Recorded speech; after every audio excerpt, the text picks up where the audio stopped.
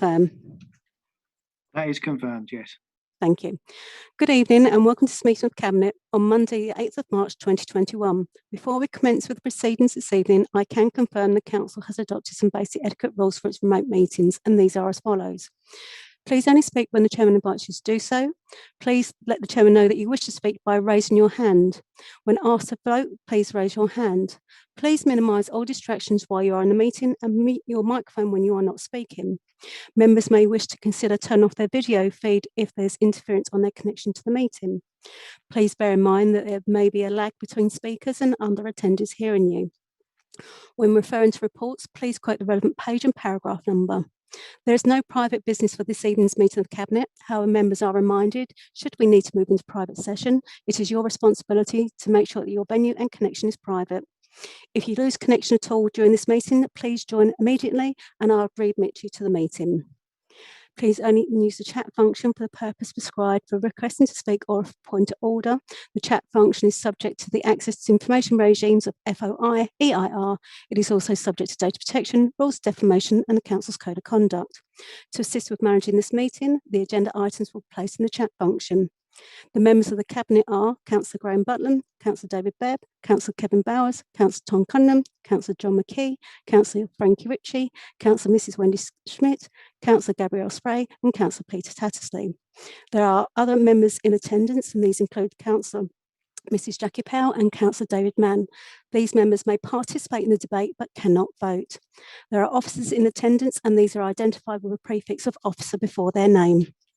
There's 2 governance officers in attendance. These include Chloe Waite, who's recording this meeting as a minute taker. My name is Emma Wisby, I'm the meeting facilitator. Chairman, we do have apologies from Councillor James Abbott this evening. I can confirm this meeting is quorum and may proceed. Thank you, Chairman. Thank you, Emma. Good evening, councillors. Good evening, ladies and gentlemen who may be watching on YouTube. Welcome to this meeting of the Braintree Cabinet. Item 1 on the agenda is apologies for absence, and as you've heard, we have apologies from Councillor James Abbott for this evening.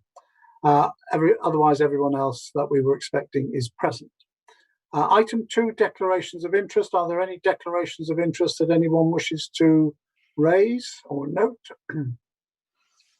Not seeing any hands go up. Sorry, Councillor Mrs Pell. Mr Chairman, just for safety, I'd like to declare that I am the Chairman of House to Public Gardens and they are going to be putting CCTV in there, which is mentioned in the report. That's on item 6. Yeah, thank you very much, Councillor Mrs Pell. Any other declarations? No, thank you. On to item 3, minutes of the previous meeting held on the 8th of February. They have been circulated. Is everyone happy that it is they are a true record? Would anybody like to propose that? Councillor Tattersley, thank you. Seconded? Yes, Councillor Mrs Spray, thank you very much. All those in favour? Thank you very much. That's agreed. Move on then to item 4, public question time. I'm informed that there are no members of the public this evening who wish to raise any issues. So we go on to item 5 under the overall corporate strategy and direction. Item 5A, appointment to Cabinet subcommittees. This is the local plan subcommittee. Members of the council will be aware that this is a subcommittee of Cabinet. Its membership under our constitution is appointed by the leader, but the leader is required to inform Cabinet of any changes. Following the changes that were made just before Christmas, I have been informed by Councillor Abbott, the leader of the Green Party, that the Green Party would like to make a change to their membership of the committee by replacing Councillor Jenny Sandham by Councillor Paul Thorogood. And as far as the Conservative members on there, as Councillor Bebb will be stepping down from the council and clearly will need also to stand down from the local plan committee, he will stand down and Councillor Mrs Scattergood will come back on. Members will be aware that she was originally a member of the local plan committee, but stood down because of an ongoing declaration of interest in respect of the garden communities linking on the Colchester border. Clearly, that is no longer an issue, and I felt it would be appropriate to bring her back. She obviously has a wealth of experience in this area, and also being from the rural side as well, would be very good to have that expertise on the local plan committee. So I would ask members of the Cabinet to note the changes, which is in place of Councillor Mrs Sandham, Councillor Paul Thorogood, and in place of Councillor David Bebb, Councillor Mrs Wendy Scattergood. Is that approved? Agreed? Thank you very much. We go on to item 5B, the business planning and annual plan.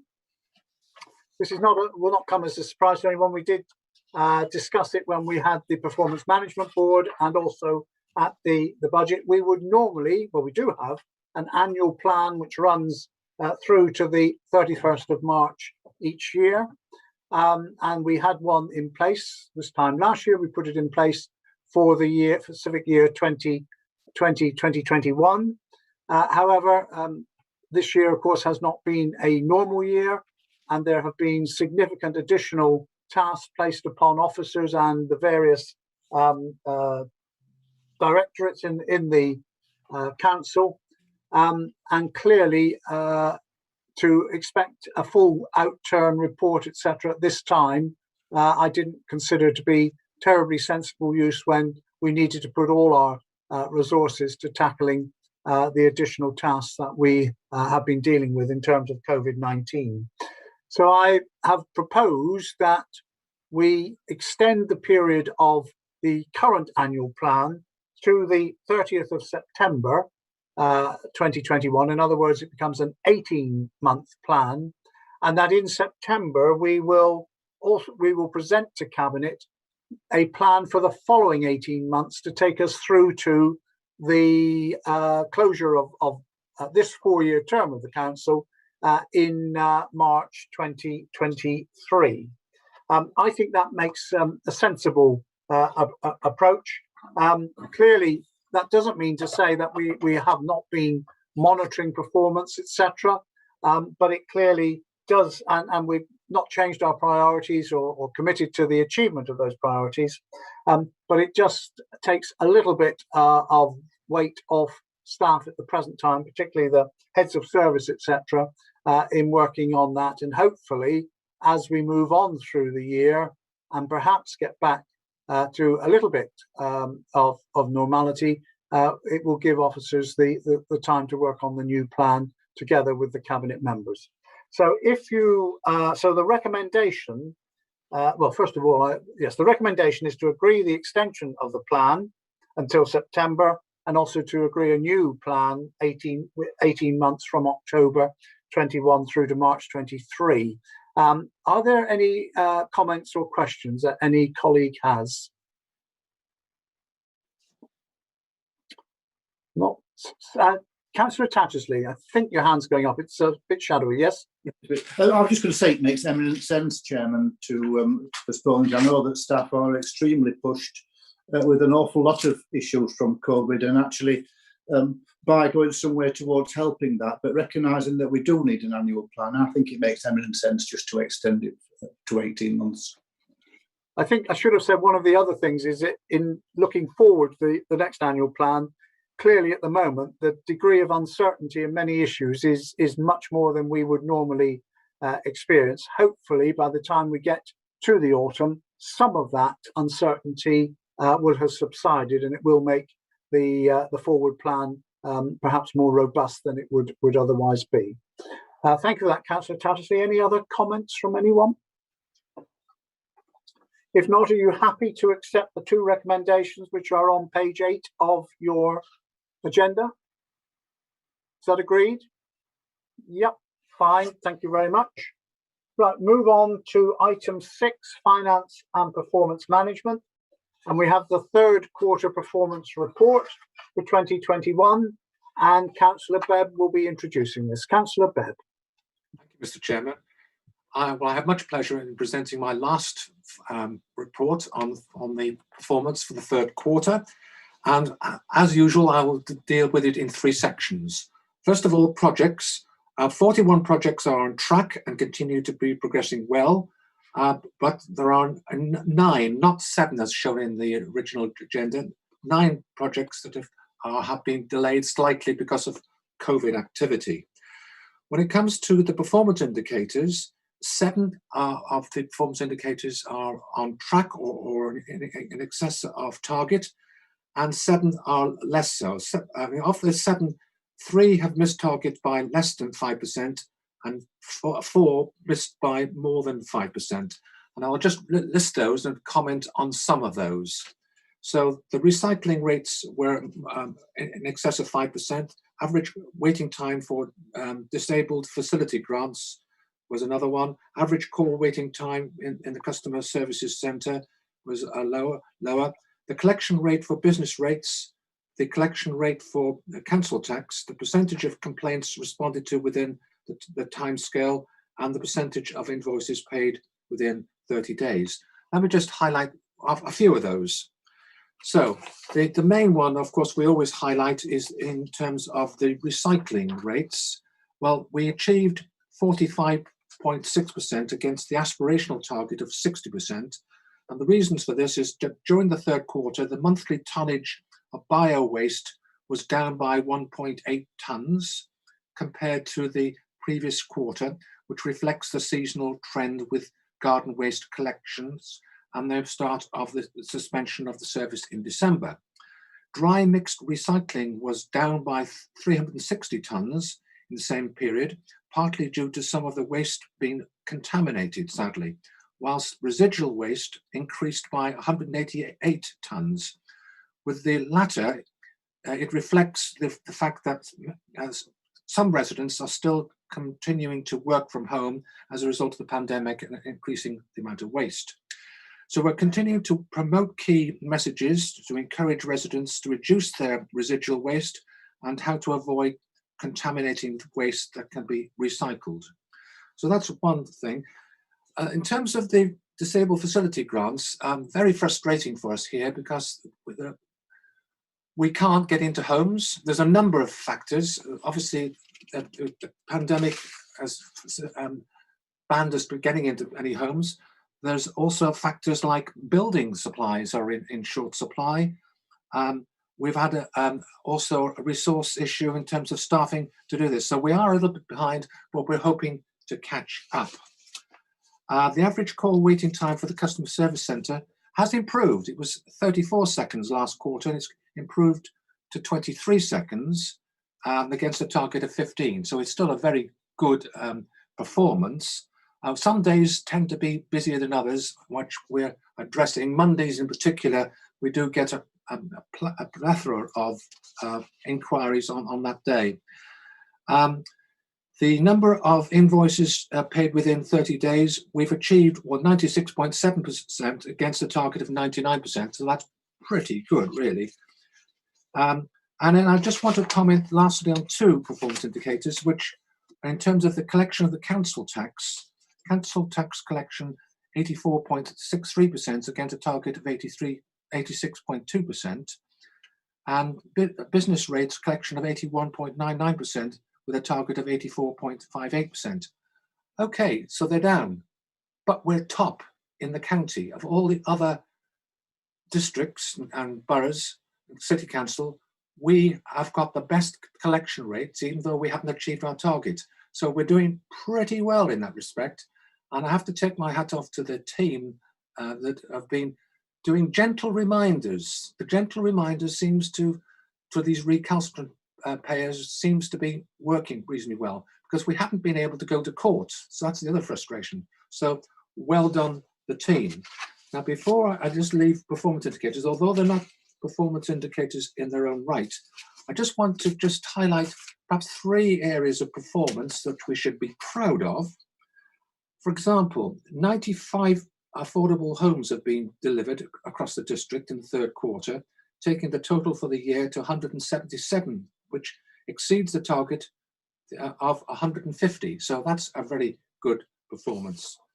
I also mentioned that we have got, that we remain on target, on budget in respect to the construction of the Horizon 120 Business and Innovation Park, and building work has started on the iConstruct Innovation Hub, launching a website alongside this as well.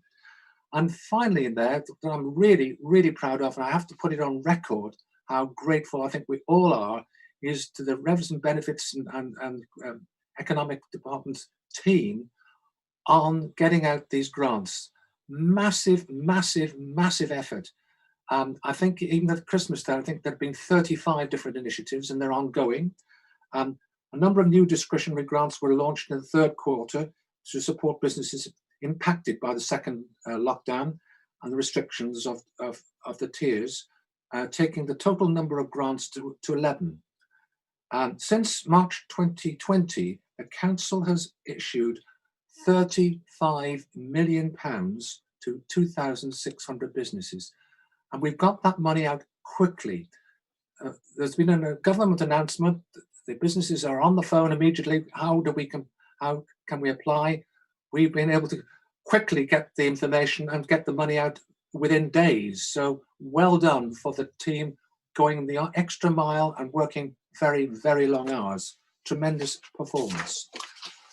Lastly, I need to move on to the financial performance. Now, the pandemic, of course, has had quite an impact. So let's bring you up to date where we're at.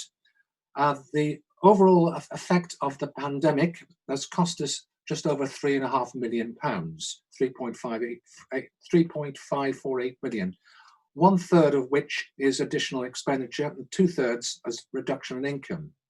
So £3.5 million. The amount of government support received in the year is just under 2 million, 1.952 million of emergency funding, plus another just under 300,000 of new business burdens funding.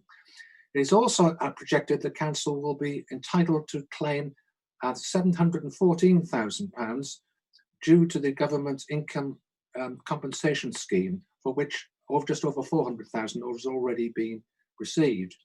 So the net effect of all that is that we have still got an overspend in that respect of £584,000. Okay, so just over £500,000. However, digging deep and being efficient and looking to our own resources, we've been able to look at our budget variances, I should say, including the return on the investment in the Vindors recycling facility recycling facility, staff vacancies in finance and sustainable development, and reduced fuel costs for operations.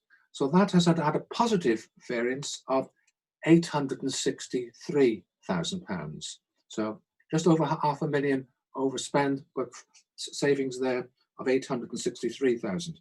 So that gives a positive variance of £279,000 projected to the end of the year. However, after drawdown from the general fund unallocated balance, we had to draw down, in fact, £135,000 to meet the pay, unexpectedly high pay bill. So that brought us now down to, in fact, £143,000 projected positive variance for the end of the year. Finally, to mention, the general fund unallocated balance at the 31st of March is anticipated to be £5.4 million, and we took due cognizance of that when we made our council tax decision to draw down about 200,000 from that. And the approved capital programme totals just short of £73 million, with 37.5 million profiled into the current financial year. At the end of December 2020, 18.7 million had been spent across the programme, with an expectation that by the rate of spending, the increase during the year will, with the expectation that the rate of spending will obviously increase during the year as we go along. So that, Mr. Chairman, is my report. Thank you very much. I'll be pleased to answer any questions or field them to colleagues. Thank you, Councillor Baird. Were there any comments or questions, anyone? Councillor Tattersley. Yes, thank you, Chairman. Given that it was a council decision to suspend garden waste collections for the winter, does the cabinet member feel that the performance indicators recognise that it's inevitable that the amount of recycling will fall through no fault at all of the officers responsible for achieving the published results? And couldn't we make an amendment to the target for those 2 months? Sorry, for those 2 quarters. Thank you, Councillor Tuttley. Councillor Mrs. Smith, do you want to come back on that? Yes, thank you, Chairman. Of course, the 60% figure is an aspirational figure that is set by the County Waste Committee, something that we, along with all of the other councils within Essex, have to abide by. And so even if we tinkered about, to put it bluntly, with our own different bits in the quarter, we would still be measured against the 60%. And it was our decision to stop some years ago the green waste in the winter, and so it will always be thus, I'm afraid. We're not masters of our own destiny, particularly on this one, I'm afraid. But if I may, Chairman, now I am speaking, I would like to say that unfortunately we are getting more contamination in our dry mixed recycling, something that we've not had such levels of before. And I hope the public will take notice of this because it does become more costly for us. We have done campaigns like the Soggy and Sad to try and point out to people that wet cardboard, it will contaminate a whole load and it will have to be rejected. And so that doesn't help our recycling figures at all. But we are doing campaigns, but we do rely on the public, I'm afraid, sorting the recyclates correctly, and then it would help our figures immensely. Can I just ask, is it the soggy cardboard that has been the main contaminant, or is it that people are just getting a little bit blasé about what they put in dry recycling? Shall we say it's a bit of both? You know, soggy cardboard is a problem, and as you know, in the budget for this forthcoming year, we are getting a better covered area to make sure that nothing gets soggy once we've received it. But as you can imagine, if someone puts out a lot of soggy stuff and it goes into the back of the vehicle, then it contaminates the whole load. But I'm afraid it's a mixture. Yes, it's sad. I'm not quite sure what we can do. We keep trying. It goes in peaks and troughs. People seem to remember the importance of recycling and then they seem to forget, and then we have to prod again, I'm afraid. Okay, thank you. Any other comments or questions, anyone? Councillor Mann, and then Councillor Mrs. Spray. Thank you, Chairman. This is occasioned by the underspend in salaries in sustainable development. Okay, I can see that there are sort of 4 vacant finance posts, and that there is some movement towards a post in enforcement, but it's sort of enforcement I think I'd like to raise as Councillor Abbott isn't here. I'm picking up a sort of a vein of sort of dissatisfaction about enforcement communication. You know, people, you know, report something and they either hear nothing sometimes, or there's a very lengthy period before any acknowledgement. You know, I've had a personal surge in inquiries about enforcement matters. So I wonder if there's, you know, any further plans afoot to maybe strengthen staffing in enforcement. I think Councillor Spray has mentioned it in the past that, you know, the complexity of enforcement issue is growing, and certainly the number. If we're going to provide a the service that we want to our residents, then perhaps we've got to look again at the level of staffing there. I offer that for your consideration, Chair. Thank you, Councillor Mann. I'll ask Councillor Spray to come back on that. Yes, thank you, Chairman. Thank you, Councillor Mann. Yes, the development management team are aware of this. I have to say, I think it's fair to say that the enforcement team have been a little bit left behind over the last 12 months in terms of staffing. Quite a lot of concentration has gone on filling planning posts successfully, I have to say. And you're quite right that recruitment for an additional enforcement officer was in the budget and is ongoing now. So that will help matters no end. We balance that against an increase, quite considerable increase, particularly over the months of the pandemic and lockdown, in enforcement complaints, which has further stretched the team. But this should improve. There's also been, and there is actually online now, a new enforcement reporting form. I think the system has been improved, should make it easier. And actually, it's certainly the case that when anybody reports a complaint, they should get an acknowledgement very quickly. So I will take that up with the team, because that really shouldn't be a problem. It's quite true to say that you won't get necessarily regular or very detailed updates on enforcement issues for confidentiality purposes and so on, but certainly some feedback is quite possible. So I will take those points up with the team, but hopefully we will see an improvement over the next few months when the staffing is beefed up a bit. Thank you, Chairman.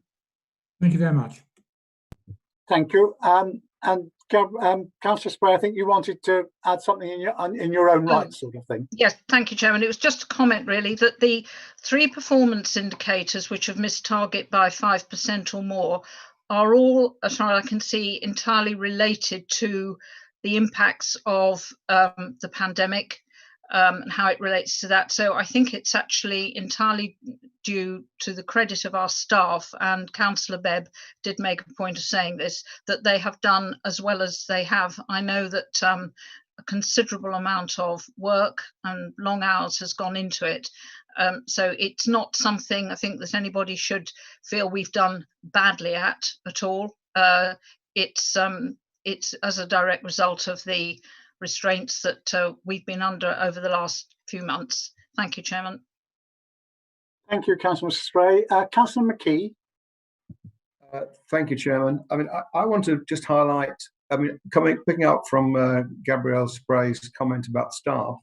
If you look at our organisation and look at the statistics and the metrics of how we're measured as an organisation of the managers and staff, it's quite remarkable, actually, that the number of working days lost to sickness per employee. Remember, we've got a pandemic on and people have caught COVID, is averaging less than 2 days per quarter per employee. Currently, it's running about 4. If it carries on like that, we'll be at 75% of the target, which I think our staff should be commended, and the managers managing them, on keeping an organisation motivated. And everyone talks about mental health and such. And I think they should be commended on doing a very difficult time. I know a lot of them are working 60 hours or more a week. It doesn't show up in these figures, in the sickness that people would expect for that to happen. And I think that we should say a big thank you to our staff for actually pulling all the stops out and not, as it's often known, throwing a sickie. That's clearly not what's going on. And I'd like to make a sickie commend them. Thank you, Chairman. Thank you, Councillor McKee. Councillor Mrs. Pell. Thank you, Mr. Chairman. It's just I'd like to raise the question of the handyman service, which we've had to suspend, and I understand why. But there's a lot of people within the district that doesn't know that it exists. So when the time comes that we could start this up again, can we have a campaign of some sort to let people know that it is there? Thank you very much. I'm sure, Councillor Smith, you want to come back on that? Yeah. It's something we could certainly look at. It's under normal circumstances, it's exceedingly well utilised, and we are thought very highly of because of it. Thank you very much. I just want to add my, well, I'm sure I speak for the whole Cabinet, to the comments that Councillor McKee has made about staff, and I hope that, well, I'm sure that Andy Wright, our CEO, will take that back to all staff, because there's no doubt about it, we have as an authority managed to not only keep our core services going at our usual high standard, but actually taken on a lot of additional tasks. And the comments that Councillor Bed was saying about the way in which payments have been made, etc., which of course was something which 12 months ago we were not even thinking about doing, let alone 30 odd schemes that have come in. So I'm sure I speak for the whole of Cabinet in adding my support to the comments made by Councillor McKee. Before I ask Councillor Bebb to sum up, are there any other? No, I'm not seeing any other hands. Councillor Bebb. Yes, this is a very high performing council, and I just want to put on record this is my final meeting, and I just want to put it in, hover out and look at the bigger picture. Now, I've been a Braintree district resident for just short of 50 years. My family and I have continued to benefit from the council's sound community service and support. I became aware that BDC was not just an ordinary council, which had embellished its credentials and an early adopter of a number of quality management credentials, Charter Mark, Investors in People, and the award of the prestigious International Bertelsmann Quality Award. This attracted me to feature BDC as one of my many case studies in the quality elective of my in-service MBA course. My concluding remarks were, that I just dug it out the other day and throwing everything out, but at BDC there is a strong commitment to boost motivation and a spirit of zeal, helpfulness and friendliness which pervades the organisation is almost palpable. And so it remains today. It is a tremendous organisation. I've been so fortunate to be associated with it. And I just want to pay a tribute to my fellow members and officers for their tremendous support and camaraderie over the time that I've been here as a member for the last, just coming up to 14 years. So thank you so much, all of you. I shall miss you all. Thank you. Thank you, David. First of all, I think in relation to those remarks, I always think that a number of councils, if they spent less time on the party politicking, which is good fun and we all like a bit of it, but I think the difference in Braintree is that actually when we're talking about issues, we do get down and come out with what is best for residents generally. And I think that's something which isn't just in this administration. I think previous administrations, and David, you mentioned some of the things that were done under past regimes and past management, etc. And we've adapted as we've gone on. So I think that is something we can be proud of. As David has said, this is, in fact, he has, I think, at the end of this meeting, he will be formally resigning as a member of this council, so that he and his wife Hilary can continue packing as they move to the southwest. I think you move on Wednesday. Yes, if anybody wants to give David a hand, look, he'd be very happy to do that. But can I just say, David, thank you, first of all, for the way in which you have represented your constituents in Hatfield Peveril over the many years that you've been the member there, and secondly for the role that you've played as a cabinet member now for, I think it must be nearly 10 years. It may be a little bit more, time goes, but for the assiduous way in which you've attended to those duties as well. And I'm sure, again, speak for all of cabinet and I suspect all of council in wishing you and Hilary a very successful start of another phase in your life as you move down to the West Country to be nearer your family, etc. We will certainly miss you.